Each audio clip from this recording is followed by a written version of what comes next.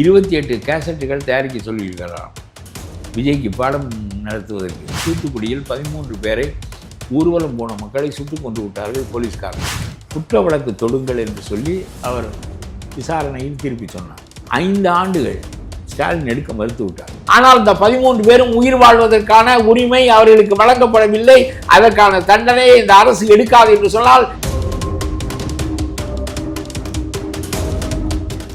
50 வருஷமா ஆண்ட திமுகவிலே இது இந்த கேஸ் எடுக்க முடியல. இப்ப 40 நாள் தான் இருக்கு. இவரு இன்ஸ்டாகிராமை வைத்து வெற்றி பெற்று விட்டார்கள். அதற்கு கோடிக்கணக்கான ரூபாய். அண்ணாமலை மாதிரி நீ செய்த ஊழலின் கொடுமை தாங்காமல் உன்னை விலக்கி வைக்க நினைத்தார்கள். இந்த 107 பேரை வைத்துக்கொண்டு நீ இன்னொரு தடவை தேர்தலுக்கு போயிருந்தாலே 160 பேர் வந்திருக்காங்க. கவர்னர் ஆட்சி வந்து விடும், பாம்பா வந்து விடும். எதிர்கட்சி எல்லாரும் அதுக்காக அவங்க வந்துருவாங்க. அதெல்லாம் போய் இவர்களுக்கு அந்த அதிகாரத்தில் பங்கு பெற்றுக் கொண்டு மந்திரியாக வேண்டும் என்பதற்கு பாம்பு வந்து விடும், பாம்பு வந்து விடும். பாம்பு வந்தால் அடிப்புண்டா. நீ அந்த விமான நிலையத்தை எந்த அதிகாரி சொன்னாலும் எந்த பணக்காரன் சொன்னாலும் சென்னையின் அடையாளம் அந்த பன்னாட்டு விமான நிலையம்தான் என்று சொன்னாலும் அதை நிறுத்தி வைப்பதற்கு துணிந்ததை நான் பாராட்டினேன். திருமாவளவனை ரோட்டில் விட்டுவிட்டு ஐதர் அலியை ரோட்டில் விட்டுவிட்டு இவர்கள் விஜய்க்கு வாக்களிக்கிறார்கள் என்றால் வாக்கு எங்கே அளிப்பார்களோ அந்த இடத்துக்கு நாம் போய்விடுவோம் என்று இவர்களெல்லாம் வந்து விட்டார்கள் என்பதுதான் என்னுடைய கருத்து.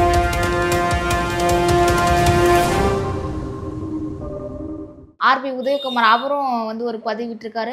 அப்போ உங்க நட்புறவுலாம் நீங்க இந்த மாதிரி பதவி கொடுத்தீங்கன்னா அப்போ அடுத்தது த்ரிஷாவை துணை முதலமைச்சர் ஆக்கிடுவீங்களா அப்படின்னு சொல்லிட்டு ஒரு ட்வீட் போட்டிருக்காரு, ஒரு பதிவு விட்டுருக்காரு. அதுவும் சரி, அதாவது அவருக்கு நெருக்கமான வட்டத்தில் ரொம்ப தொலைவில் இருப்பவர்களெல்லாம் ஆக்கி விட்டார். ஏன் நெருக்கத்தில் இருப்பவர்களை ஆக்கவில்லை என்று எனக்கு தெரியவில்லை. நான் சொல்லுகிறேன், இந்த இவருக்கு 15 வருஷம் கால் ஷீட் பார்ப்பதற்கு ஒன்று இருந்தான். அவனுக்கு வேலை, இவருக்கு எந்த நாளில் படப்பிடிப்பு எந்த நாளில் இல்லை என்று திரைப்பட நிறுவனங்களோடு பேசி முடிவு செய்து பணம் வாங்குவது, கொள்வது, செக் வாங்குவது, இந்த வேலைகள் செய்கின்ற ஒருவன் 15 ஆண்டுகள் இருந்தவன் இப்பொழுது இவருடைய அரசியல் ஆலோசகராக, முதலமைச்சரின் அரசியல் ஆலோசகராக பதவி பெற்றிருக்கிறான். எப்படி இது முடியும்? அவனுக்கு என்ன தெரியும்? இவன் இதுவரையிலும் என்ன செய்து கொண்டிருந்தான்? சினிமா தயாரிப்பாளர்களோடு பேசி கொண்டிருந்தான்.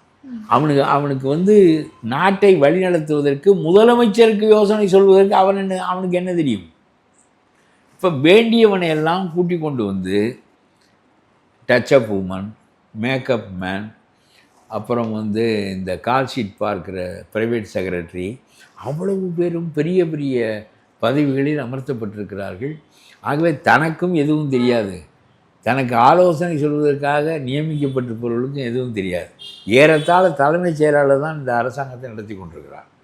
அவர் 28 கேசட்டுகள் தயாரிக்க சொல்லியிருக்கிறார் விஜய்க்கு பாடம் நடத்துவதற்கு. அவர் ஒரு பக்கம் பாடம் நடத்தி கொண்டு இன்னொரு பக்கம் அரசாங்கத்தை நடத்தி கொண்டிருக்கிறார் நம்முடைய தலைமைச் செயலாளர். ஒவ்வொரு துறையை பற்றியும் எவ்வளவு பணம் செலவழிக்கப்பட்டது, எவ்வளவு தேவை, இந்த துறையினுடைய தன்மை என்ன, இதற்கு முந்தைய அரசுகள் செய்தது என்ன, இப்பொழுது நாம் என்ன செய்ய வேண்டும், ஒரு கேசட், இப்படி 28 கேசட் இவருக்கு திரையில் போட்டு காமித்து, ஏனென்றால் அந்த அதிகாரிகளுக்கு சொல்ல தெரியவில்லை, சொல்வது இவருக்கு புரியவில்லை. இதை ஒரு படம் போல் அவருக்கு போட்டு காட்டினால் படத்தோடு பழக்கம் உள்ள அவர் அதை பார்த்து புரிந்து கொள்வார் என்று ஒரு முதலமைச்சருக்கு எல்கேஜி பையனை போல அவருக்கு பாடம் நடத்தி அவரை நாடாள வைக்க வேண்டியிருக்கிறது. நான் அப்பொழுதும் கூட சொல்லுகிறேன், ஊழல் ஒன்றை ஒழித்தால் போகும், வேறு எதுவும் ஒன்றால் செய்ய முடியாது. ரொட்டீனாக அரசாங்கம் நடக்கும், அதிகாரிகள் நடத்தி விடுவார்கள். நல்ல தலைமைச் செயலாளரை வைத்து கொண்டு நடத்து. ஏனென்றால் நீ நியமிக்கிற ஆள்களெல்லாம் முட்டாள்களாக இருக்கிறார்கள். இந்த செயலாளர்களாவது அறிவுடையவர்களை வைத்துக்கொண்டு, நேர்மையானவர்களை வைத்துக்கொண்டு, அவர்களிடம் விட்டுவிடு, கையெழுத்து மட்டும் போடு. குறியிட்ட இடத்தில் கையெழுத்து போடுகின்ற முதலமைச்சராகத்தான் நீ இருக்கிறாய். உன்னுடைய விருப்பம் அதை அவர்கள் நிறைவேற்றுவார்கள். உன்னுடைய விருப்பம் ஊழலற்ற அரசு. அதிலே உனக்கு முரண் இருக்கிறது. ஒரு பக்கம் குக்கா விஜயபாஸ்கரை கட்சியில் சேர்த்துக் கொள்கிறார், இன்னொரு பக்கம் ஏவாவேலுவின் மீது நடவடிக்கை எடுக்கிறார். இது முரண் இல்லையா என்று கேட்கிறேன் நான். எவ்வளவோ வழக்குகள் எல்லாம் இன்னும் நீ கவனத்திற்கு வரவில்லை. இதெல்லாம் உத்தரவுகளின் மூலம் நடத்தலாம். நான் சொல்லுகிறேன், தூத்துக்குடியில் 13 பேரை ஊர்வலம் போன மக்களை சுட்டு கொண்டு விட்டார்கள் போலீஸ்காரர்கள். 17 போலீஸ்காரர்களும் 2 தாசில்தாரும் ஒரு கலெக்டரும். 17 3 20 பேர் அந்த கொலை குற்றத்தை செய்தவர்கள் என்று விசாரணை கமிஷன் நீதிபதி அறிக்கை தாக்கல் செய்தார். அந்த 20 பேரின் மீதும் குற்ற வழக்கு தொடுங்கள் என்று சொல்லி அவர் விசாரணையில் திருப்பி சொன்னார். 5 ஆண்டுகள் ஸ்டாலின் எடுக்க மறுத்து விட்டார். ஏன்? கொல்லப்பட்டது மக்கள். மக்களுக்காக நீ கொன்றவன் யாராக இருந்தாலும் உன் மீது வழக்கு தொடுக்க வேண்டுமா இல்லையா? அப்பாவி மக்கள், ஊர்வலம் போன மக்களை கொன்று விட்டார்கள். இதை மாதிரி படுபாதகமான கொலை செயல் உலகத்தில் உண்டா? இதை 20 அதிகாரிகள் ஏன் செய்தார்கள்? ஸ்டெர்லைட்டில் அவர்களுக்கு 2வது சம்பளம் நடந்தது. Second pay. ஒரு pay from government, another pay from corporate company. அதான் வேறு எதுக்காக மக்களை சுடுறேன்? அவன் எதற்காக சுட வேண்டும்? சுட்டு முடித்து விட்டாய். ஸ்டாலின் காலத்தில் அந்த வழக்கு எடுக்கப்படவில்லை, அவர்கள் மீது வழக்கு போடப்படவில்லை. உன் காலம் வந்து விட்டது. நீ இதற்கெல்லாம் போய் வந்திருக்கிறாய். இப்பொழுது நீ என்ன செய்ய வேண்டும்? அந்த 20 பேரின் மீதும் குற்ற வழக்கு தொடுங்கள். செய்ய வேண்டுமா இல்லையா? செய்யாவிட்டால் அப்புறம் போலீஸ்காரன் விரும்பினால் கார்ப்பரேட் கம்பெனிக்காக மக்களை சுடுவான். இந்த நாட்டில் 13 பேருக்கும் தங்களுடைய உயிரை காத்து கொள்ளுகின்ற உரிமையை அரசியல் சாசனம் செய்யவில்லை என்றால் அரசியல் சாசனத்தை கிழித்தெறி. எனக்கு பேசுவதற்கு உரிமை வேண்டும், எழுதுவதற்கு உரிமை வேண்டும், கூட்டம் கூடுவதற்கு உரிமை வேண்டும், தொழில் செய்வதற்கு உரிமை வேண்டும், இடம்பெயர்வதற்கு உரிமை வேண்டும். இத்தனை அடிப்படை உரிமைகளும் they are my basic rights. இவற்றை நம்முடைய அரசியல் சாசனம் எனக்கு வழங்கி இருக்கிறது என்று சொல்லுகிறோம். ஆனால் இந்த 13 பேரும் உயிர் வாழ்வதற்கான உரிமை அவர்களுக்கு வழங்கப்படவில்லை. அதற்கான தண்டனையை இந்த அரசு எடுக்காது என்று சொன்னால் இந்த அரசு ஒரு முட்டாள்தனமான நாசமான அரசு என்று நான் சொல்லுகிறேன். அரசியல் சாசனத்தை கிழித்தறி என்று சொல்லுகிறேன். எதற்கு அரசியல் சாசனம்? ஏமாற்றுவதற்கா? வாட்ச் டாக் ஆஃப் டெமோக்ரஸியா? என்ன வாட்ச் டாக் ஆஃப் டெமோக்ரஸி?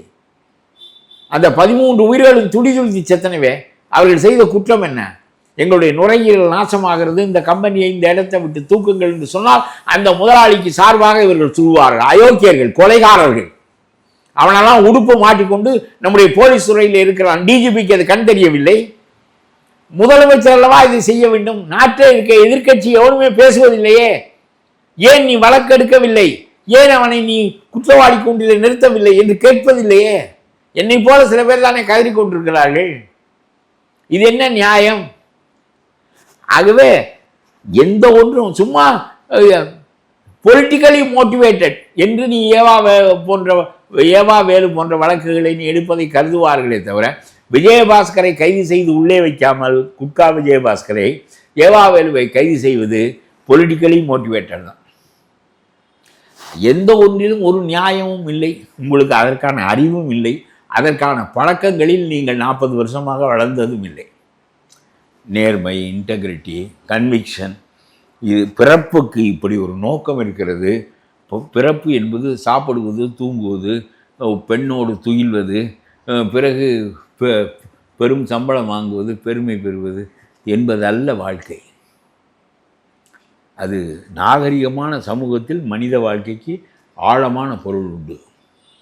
ஆகவே அதன்படி நடக்க உனக்கு தெரியாது, உனக்கு பழக்கப்படவில்லை, உன்னை பெற்றோர் வளர்க்கவில்லை, நீ படிக்கவில்லை. படிப்பு என்பது என்ன? ஆங்கிலத்தில் ப்ரோ என்று பேசுவதா படிப்பு? எது? பாகுபடுத்தி அறிவதற்கு அறிவு வேண்டும். அதுக்கு தெளிவு என்று பெயர். கலங்கிய நீர் தெளிந்தால் உண்ண பயன்படுவது போல கலங்கிய சிந்தனைகள், கலங்கிய நிலைப்பாடுகள், இதில் தெளிவு வந்தால் செயல்பட முடியும். தெளிந்த நீர் குடிக்க பயன்படுவது போல சிந்தனை கலக்கங்களிலிருந்து தெளிவு வந்தால் செயல்பட முடியும். உனக்கு தெரியாது. ஆனால் 50 வருஷமா ஆண்ட திமுகவிலே இது இந்த கேஸ் எடுக்க முடியல. இப்போ 40 நாள் தான் இருக்கு. இவர் 40 நாளா? 4 மணித்துளி போதும். You need 4 minutes to give an order. அவ்வளோதான்.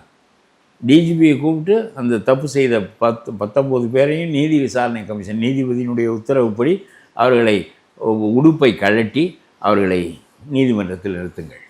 அவ்வளோதான். You need 4 minutes. உனக்கு அதுக்கு மன உறுதி வேண்டும். செத்துப்போன மனிதர்கள் நாம் இல்லை, நம்முடைய குடும்பத்தை சேர்ந்தவர்கள் இல்லை என்றாலும் அவர்களை சும்மா அக்கா தங்கச்சி நான் தாய் மாமன் என்று வெட்டி சவுடால் அழிப்பதில் எல்லாம் பொருள் இல்லை. அவர்களெல்லாம் தங்கச்சி இல்லையா, அக்கா இல்லையா, செத்தவர்களெல்லாம் இல்லை என்று சொல்லுகிறேன். ஆகவே நீ ஊழலை ஒழிப்பேன் என்பது சரியானது, அதில் முரண் இல்லாமல் ஒழி, ஊழலை ஒழி. இந்த ஆட்சி உன் மீது திணிக்கப்பட்டதே அத்தகைய ஊழலற்ற ஆட்சியை எதிர்பார்த்துத்தான். சரியா? அதை நான் வரவேற்கிறேன்.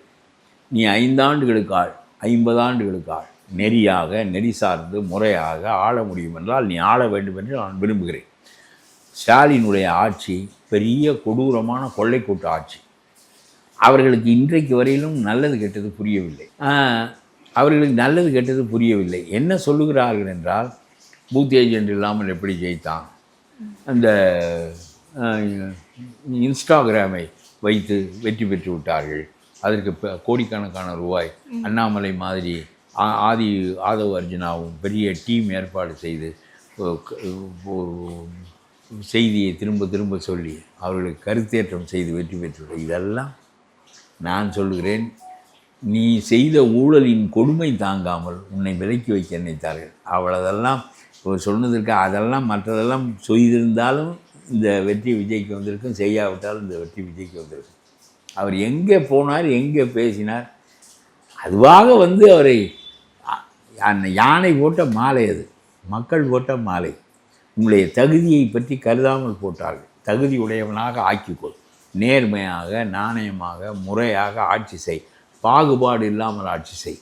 உனக்கு நான் சொல்லுகிறேன், இந்த 107 பேரை வைத்துக்கொண்டு நீ இன்னொரு தடவை தேர்தலுக்கு போயிருந்தாலே 160 பேர் வந்திருக்கான். கவர்னர் ஆட்சி என்ன 6 மாதம், எப்பொழுதும் உங்களுடைய ஆட்சி கலைந்தால் 6 மாதம் அவர் இருப்பார் தானே. இது என்ன பெரிய உலகத்தில் இல்லாத, 6ஆவது மாதத்துக்கு அப்புறம் அவர் வீட்டுக்கு போய்விடுவார், நாம் தானே வர போகிறோம். இதில் என்ன கவர்னர் ஆட்சி வந்து விடும், பாப்பா வந்து விடும். எதிர்கட்சி எல்லாரும் அதுக்காக அவங்க வந்துருவாங்க. அதெல்லாம் போய் இவர்களுக்கு அந்த அதிகாரத்தில் பங்கு பெற்று கொண்டு மந்திரியாக வேண்டும் என்பதற்கு பாம்பு வந்து விடும், பாம்பு வந்து விடும், பாம்பு வந்தால் அடிக்கும்டா, பாம்பு வந்து விடும், பாம்பு வந்து விடும் என்று சொல்வது போல கவர்னர் ஆட்சி வந்து விடும், கவர்னர் ஆட்சி வந்து விடும். கவர்னர் ஆட்சி வருவது சட்டத்திலே உள்ள ஒரு முறை. உனக்கு போதுமான எண்ணிக்கை இல்லாத போது இந்த ஆள் மறுபடியும் திரும்ப போய் மக்களை சந்தித்திருக்கலாம். இந்த திருமாவளவனுடைய தொலைபேசி தொல்லை இல்லாமல் இருந்திருக்கும். என்ன அது மட்டும் அல்ல, நீ இந்த குவாரி கல்குவாரி விஜயபாஸ்கர் எல்லாம் கட்சியில் சேர்த்து கொள்ளாத நிலை ஏற்பட்டிருக்கும். முரணில்லாமல் ஆட்சி செய்திருக்கலாம். இப்பொழுது முரணோடு ஆட்சி செய்கிறாய். ஆனாலும் சொல்லுகிறேன், பரந்தூர் விமான நிலையத்தை நீ நீக்கி வைத்தது, அங்கே அது மக்கள் 80 ஏரிகள் அடிபடும், 28 கிராமங்கள் அடிபடும், அந்த மக்களுடைய வீடுகள் அடிபடும், 4000 ஏக்கர் நஞ்ச நிலம் அடிபடும் என்கின்ற அடிப்படையில் நீ அந்த விமான நிலையத்தை எந்த அதிகாரி சொன்னாலும், எந்த பணக்காரன் சொன்னாலும், சென்னையின் அடையாளம் அந்த பன்னாட்டு விமான நிலையம்தான் என்று சொன்னாலும் அதை நிறுத்தி வைப்பதற்கு நீ துணிந்ததை நான் பாராட்டுகிறேன். நீ நல்லது செய்தால் பாராட்டுகிறேன், தப்பு செய்தால் தப்பு செய்யாதே என்று சொல்கிறேன். உன்னை கொண்டு, உன்னைத்தான் மாலை போட்டிருக்கிறது, உனக்கு தான் யானை மாலை போட்டிருக்கிறது, உன்னை கொண்டு இந்த காரியங்கள் செய்யப்பட வேண்டும் என்பதற்காக எந்த எதிர்பார்ப்பும் இல்லாமல் உனக்கு சொல்லுகிறேன். மன உறுதியோடு சும்மா இந்த சுற்றி இருக்க மேக்கப் மேன் அவனுக்கெல்லாம் ஏதாவது 10 ரூபாய் பணம் கொடு, அவ்வளவுதான் செய்யலாமே தவிர அவன் தகுதிக்கு தான். ஆட்டுக்கு இலதலையை தான் கொடுக்கணும், ஓனாக்கி கறியை கொடுக்கணும், ஒன்றொன்றுக்கும் இருக்கிறது. ஓனாயை கொண்டு வந்து ஆட்சி பீடத்தை ஆலோசகனாக வைத்து கொள்ளக்கூடாது, ஆட்சி கட்டிவிடும். உனக்கு முட்டாள்களையாக ஆலோசகர் என்று போட்டு கொண்டெல்லாம் நடத்தாதே. இது வெகுமானங்கள் இல்லை, நமக்கு வேண்டியவர்களுக்கு கொடுப்பதற்கான வெகுமானங்கள் இல்லை இந்த பதவிகள். இந்த பதவிகள் எல்லாம் பொறுப்புகள். அந்த பொறுப்புகளில் இருந்து ஒரு மனிதன் செயல்படும் போது மக்கள் அவர்களுக்குரிய நிலையை பெறுவார்கள். இதெல்லாம் உனக்கு புரிய வேண்டும். ஆனால் இப்போ திமுகலேருந்து ஒவ்வொரு கூட்டணியாக வந்து பிரிஞ்சுட்டு வந்துட்டு இருக்காங்க. திமுகவுடைய பலம்னு பார்த்தீங்கன்னா கூட்டணி கட்சிகள் தான். கூட்டணி இல்லாமல் அவங்க இது வரைக்கும் ஜெயிச்சதில்லை அப்படின்ற ஒரு பெயர் இருக்குது. இதுக்கப்புறம் ஒரே ஒரு இப்போதைக்கு தேமுதிக மட்டும்தான் கூட்டணியில் இருக்காங்க. மதிமுகவும் வெளியே வந்துட்டு தாவேக்கா கூட வந்து இணைஞ்சிட்டாங்க. இப்போ எதிர்காலத்தில் திமுகவுடைய நிலைப்பாடு என்னவா இருக்கும் ஐயா? திமுகவினுடைய நிலைப்பாடு விஜய் ஒரே ஒரு மனிதனாக ஒரே ஒரு கட்சியை வைத்துக்கொண்டு ஊனப்படாத கட்சி, நிர்வாகிகள் இல்லாத கட்சி, சரியான கட்டமைப்பு இல்லாத கட்சி ஆட்சிக்கு வர முடியும் என்றால் ஏன் ஸ்டாலின் வர முடியாது? ஏன் வர முடியாது என்றால் நீ அழுக்கு மூட்டையை சுமந்து கொண்டிருக்கிறாய். ஆகவே உனக்கு இந்த கூட்டணிகள் எல்லாம் இல்லாவிட்டால் முஸ்லீம்களினுடைய வாக்கு போய்விடும். ஹரிஜன் இப்போ விழுதே எல்லா முஸ்லீம்களும் போய்விட்டார்கள். விஜய் கட்சி எல்லா கிறிஸ்தவர்களும் 100க்கு 100 போய்விட்டார்கள். ஹரிஜன்கள் பூராவும் திருமாவளவனை விட்டு போய்விட்டார்கள். எதனால் திருமாவளவன் இது இங்கே வந்தார்? அவர் யாருடைய ஓட்டை பெறுவார்? திமுகவில் இருந்து கொண்டு யாருடைய ஓட்டை பெறுவார்? எல்லா ஹரிஜன சீட்டுகளும் இங்கே தான் இருக்கின்றன. மக்கள் இங்கே தான் வாக்களிக்கிறார்கள். ஆகவே எல்லா முஸ்லீம்களும் இங்கே தான் வாக்களிக்கிறார்கள். முஸ்லீம் லீக் கட்சி யாரிடம் போய் வாக்கு பெறும்? ஆகவே அந்தந்த மக்களால், அதாவது முஸ்லீம் லீக்கு முஸ்லீம் ஓட்டு போடுவார்கள், தாழ்த்தப்பட்டவர்கள் திருமாவளவனுக்கு ஓட்டு போடுவார்கள் என்ற நிலை போய்விட்டது. திருமாவளவனை ரோட்டில் விட்டுவிட்டு, ஐதர் அலியை ரோட்டில் விட்டுவிட்டு இவர்கள் விஜய்க்கு வாக்களிக்கிறார்கள் என்றால் வாக்கு எங்கே அளிப்பார்களோ அந்த இடத்துக்கு நாம் போய்விடுவோம் என்று இவர்களெல்லாம் வந்து விட்டார்கள் என்பதுதான் என்னுடைய கருத்து. நான் சொல்லுவது புரிகிறதா உனக்கு? புரியுது. இப்ப இடைத்தேர்தல் வரப்போகுது. இந்த இடைத்தேர்தல் வரதுக்குள்ளேயே ஒவ்வொருத்தரா வந்து ஒரு தொகுதியா வந்து ராஜினாமா செஞ்சுட்டு வர இப்போ ஒரு 7 அதே பலவீனமான மனிதர்களின் மீது இவர்கள் நம்புகிறார்கள், பணம் கொடுக்கிறார்கள், அல்லது அவருடைய வழக்குகளை அமைக்கி வைப்பதாக வாக்குறுதி கொடுக்கிறார்கள். இதெல்லாம் ரொம்ப தப்பாக செய்கிறார். நம்முடைய முரணாக செயல்படுகிறார்.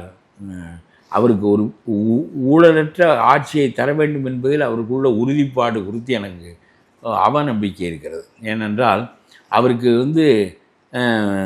ஏவாவேலுடைய ஊழல் தான் பெரிது, நம்முடைய கட்குவாரி விஜயபாஸ்கரின் ஊழல் பெரிதில்லை என்பது சரியானதில்லை. அது எந்த சின்ன பிள்ளைக்கும் இந்த முரண்பாடு தெரியும். There is a contradiction in your behaviour. என்ன?